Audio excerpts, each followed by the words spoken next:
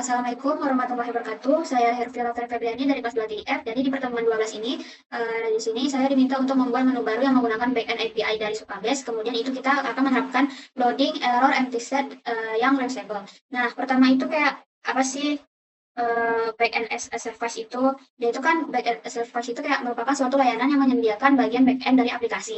Seperti kayak ada database, autentifikasi, terus penyimpanan file. Nah, dan itu jadi kita tuh tanpa harus membuatnya semua dari awal. Jadi kita bisa khusus untuk developer yang bagian front end aja tanpa menyentuh untuk di bagian backend-nya. Jadi kita tuh nggak perlu pakai Hypermesh admin lagi untuk membuat database-nya. Nah, jadi yang pertama itu kita perlu membuka Supabase-nya terlebih dahulu. Nah, yang dimana nanti Supabase ini kita itu diminta untuk membuat organisasi baru. Nah, kalau misalkan mau ada organisasi, di sini karena saya udah membuat di organization, jadi saya klik aja langsung. Nih. Nah, kemudian itu nanti dia bakalan diminta untuk create new project. Nah, yang dimana create new project itu dia nanti bakal nih apa? Bakalan diminta itu dia ada bahasa, terus juga nama projectnya. Nah, saya udah membuat dengan nama project lakoff/app/yes. Nah, yang dimana di sini saya sudah membuat table baru itu dengan cara table editor. Kemudian itu nanti kita klik new table. Nah, misal saya itu kan di sini saya ada membuat 4 table, yang dimana table untuk yang kita menggunakan menu dari backend API itu ada kontak, jobs, reservasi, sama testimonial. Nah, misal nih kita kan mau kontak nih, kontak. Nah, nanti untuk deskripsinya ini kita opsionalkan aja. Terus juga jangan lupa ini untuk bagian enable row level security itu kita unchecklist karena itu kayak bisa membatasi data mana aja yang bisa diakses oleh user tertentu. Nah, tapi karena kita masih belajar, jadi itu kita unchecklist aja terlebih dahulu. Nah, nanti di sini kita tinggal menambahkan kolom aja, sesuaiin sama bagian backend kita untuk formnya. Ini tinggal add kolom, nanti kita save.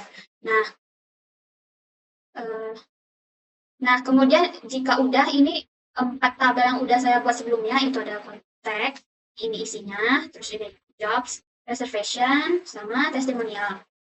Nah, kemudian langkah selanjutnya itu kita memerlukan untuk membuat backend-nya ini backend menggunakan Rapid API. Nah, jadi kita itu kayak pastikan dulu di Visual Studio Code masing-masing itu sudah menginstal extension yang namanya Rapid API yang apa? Ikonnya itu kayak burung biru nih. Nih, pastikan sudah menginstal ini. Nah, kemudian itu kita memerlukan kita buka dulu ini. Nah, kemudian kita klik ini request new request. Nah, nanti di link HTTPS-nya itu kita dapatkan dari si Supabase-nya. Mana dia? Ini kan dari si Supabase. Nah, itu dapatnya dari tadi melalui project setting, kemudian itu kita klik yang data API, kemudian itu kita salinkan URL ini, lalu kita pergi ke VS Code, kita salinkan aja di sini, tapi jangan lupa kita tambahkan itu slice res, slice v1, slice tabel mana yang ingin kita create atau ingin kita update. Nah, di sini misalkan ada kontak nih. Nih, ini kita kontakkan. Kemudian untuk bagian header itu kita tambahkan itu ada API key, yang dimana API key ini kita dapat URL-nya itu dari Supabase juga. Nih, kita buka project setting, kemudian ada API key, kita salinkan URL ini ke dalam Rapid API kita masing-masing. Nah, kemudian kita sesuaikan content type ini dengan application slide JSON, karena kita menggunakan data JSON. Kemudian authorization-nya itu kita tambahkan barrier, kemudian kita salinkan API key kita tadi ke sini.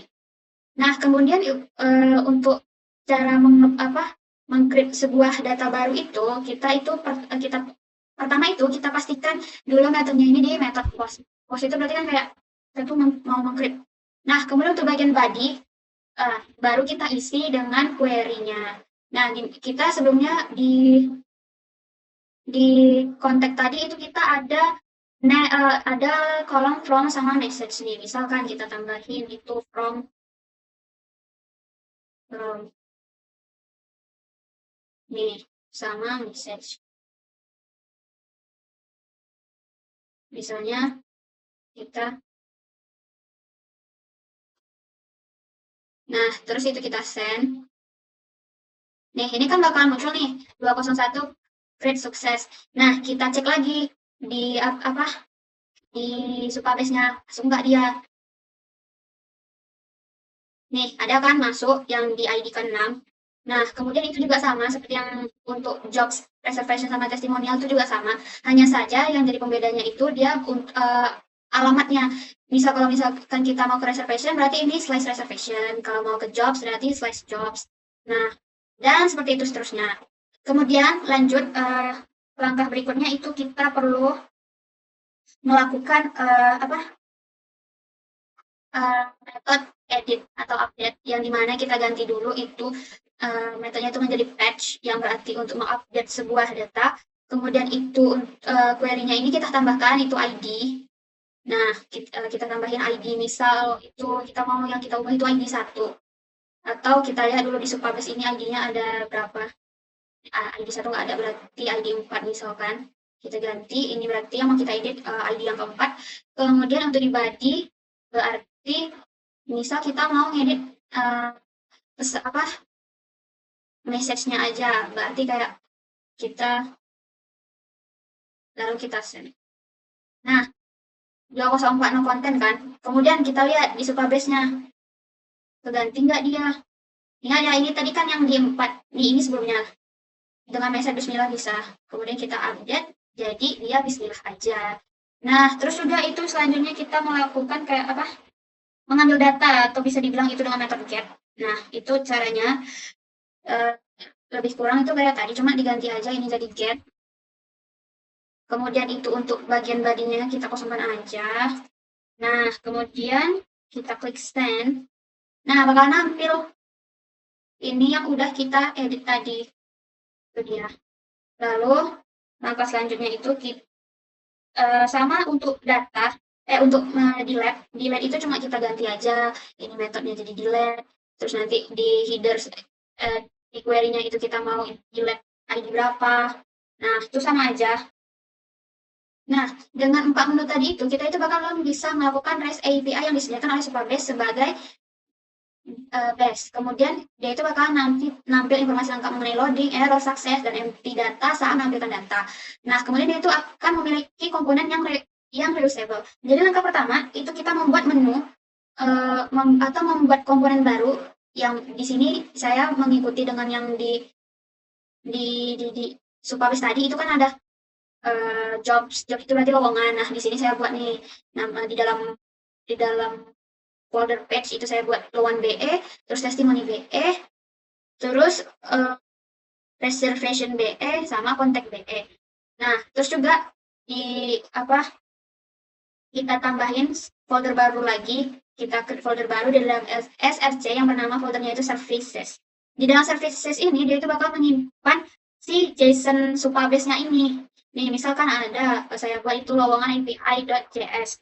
Nah, dia ini kayak menyimpan konfigurasi endpoint dari si API create dan fetch-nya ini. Jadi kita memerlukan file service lowongan API.js. Nah, yang pertama itu kita memerlukan import Axios terlebih dahulu karena kita itu untuk menyimpan library melakukan HTTP request-nya. Kemudian kita tambahkan nih URL yang ada di Supabase tadi. Yang pertama kan itu ada tadi Supabase, URL Supabase sama URL APK yang didapat dari project setting. Kemudian itu ada data API. Nah, kita salinkan ini URL-nya ke dalam kode program tadi. Hanya saja ini kita jadikan dia slice lowongan. Slice jobs. Karena jobs kan lowongan. Nah, untuk API key-nya itu juga dapat dari Supabase di API key. Nah, kita salinkan aja yang ini ke kode program kita. Nah, dia itu supaya kenapa kita memberikan link kita di kode program ini? Karena dia itu endpoint ke table jobs-nya ini supaya nanti di Supabase-nya itu dia dapat diautentifikasi. Nah, kemudian kita tambahkan juga itu cons header yang dimana header ini bakalan dikirim di setiap request supaya Supabase itu tahu kalau kita itu mengizinkan akses si datanya ini tadi. Nah, kemudian kita membutuhkan juga ini ada console lowongan API. Nah, yang dimana console lowongan API ini dia berisi fungsi-fungsi yang berinteraksi dengan API. Contohnya ada create, update, ada create, update, terus delete. Nah, yang dimana semua fungsi ini bakalan nanti berguna waktu kita melakukan perubahan data dari backend-nya. Misalkan kita mau nge-create nanti, makanya dibutuhkan assign create supaya nanti itu data yang kita create masuk ke dalam backend API-nya. Kemudian update juga sama, kemudian delete juga sama. Kemudian langkah selanjutnya setelah membuat file JSON-nya tadi, kita itu memerlukan komponen yang membuat dia itu menjadi reusable. Jadi di sini saya sudah membuat yang namanya itu ada alert box, terus juga ada empty set, generic table, sama loading spinner. Nah, generic table ini dia itu komponen yang berfungsi untuk menampilkan tabel dengan menjadikan kolom data dan juga render barisnya itu sebagai properti, sehingga dia itu dapat digunakan untuk berbagai macam tindakan. Nah, kemudian itu ada juga yang namanya komponen alert box, yang dimana dia itu komponen yang berfungsi untuk memberikan pesan peringatan. Jadi nanti ketika si user itu menginputkan sebuah data, atau menghapus sebuah data ataupun mengedit, dia itu bakal muncul notifikasi alert, berupa alert di atasnya nanti. Misal kayak, Anda berhasil melakukan update, nah kayak gitu. Nah, kemudian itu ada juga komponen empty set yang kita butuhkan untuk reusable. Jadi ini komponen empty set ini merupakan komponen UI sederhana yang digunakan untuk menampilkan pesan ketika tidak ada data yang tersedia. Nah, dia ini sangat berguna untuk memberitahu si user bahwa suatu table itu udah ada penginputan atau juga masih kosong. Terus juga ada yang namanya komponen loading spinner, yang dimana loading spinner ini dia ini merupakan indikator penguatan yang sederhana tapi efektif untuk memberitahu si user bahwa data sedang dimuat atau sedang diproses. Ya. Nah, kemudian kita membuat komponen baru dengan nama lowongan BE. Di sini saya buat di dalam folder page untuk menampung si lowongan API JSON. Nah, ini kita perlu lakukan import. Semua import yang dari reusable tadi, itu ada loading spinner, empty set, kemudian juga kita memerlukan import lowongan API.json ini. Nah, kemudian itu use effect ini, dia ini kayak untuk saat komponen pertama kali dirender, si method load nuts ini akan dijalankan untuk mengambil data dari si supabase yang tadi. Kemudian dia itu bakal ngambil si data lowongan kerja itu dari API. Makanya kita membutuhkan yang namanya fetch nodes tadi. Nah, kemudian untuk handle change, dia itu kayak menangani perubahan input form. Jadi setiap kali si user melakukan perubahan dalam penginputan, itu tuh bakalan langsung disimpan sesuai dengan inputan si user. Kalau mau edit berarti dia itu bakal menyimpan editannya. Kemudian kalau create berarti bakal menyimpan inputannya. Nah, kemudian itu ada juga handle submit, yang dimana dia itu berfungsi untuk menangani pengiriman form, baik untuk menambah, memperbarui data, atau mendelete-nya. Nah, terus juga ada yang namanya komponen props const delete, handle delete, yang dimana dia ini berfungsi untuk menghapus lowongan kerja, data dari lowongan kerja itu berdasarkan ID. Nah, ada juga props handle edit, yang dimana dia ini kayak berfungsi untuk mengisi memperbarui si datanya ini dengan yang sudah diedit dari si user. Nah, kemudian ini untuk membuat tampilan atasnya itu aja, untuk membuat tampilan ini dia.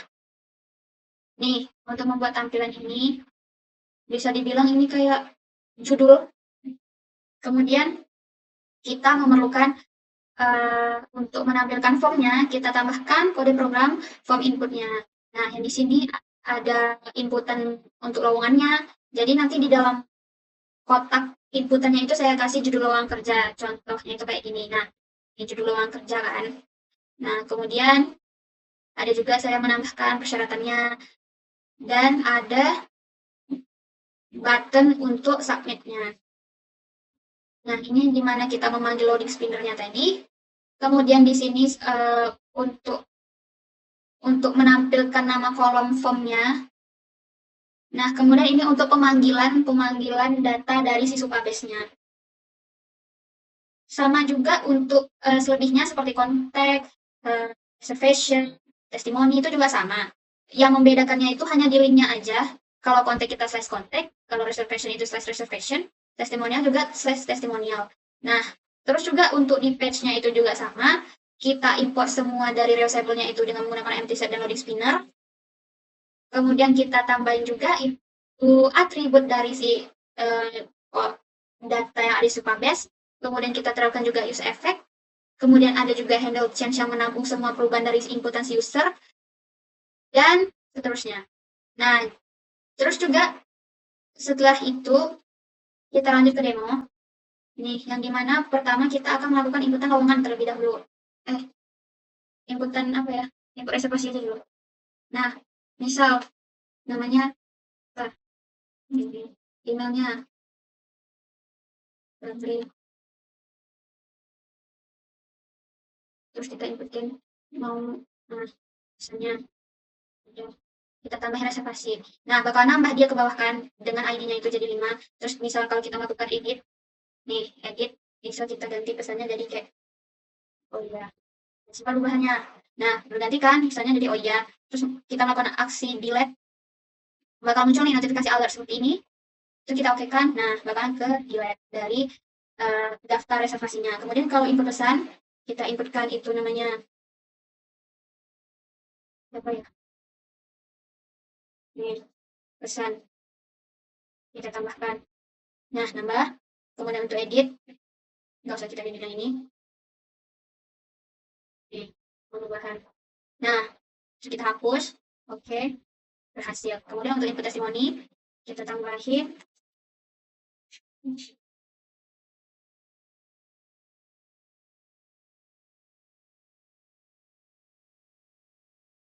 Bisa. Terus juga kalau mau kita edit, ada semua perubahan, mau terus kita hapus.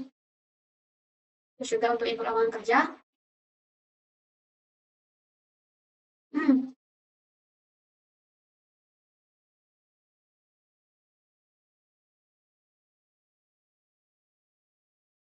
Kita tambah, berhasil, kemudian kita edit.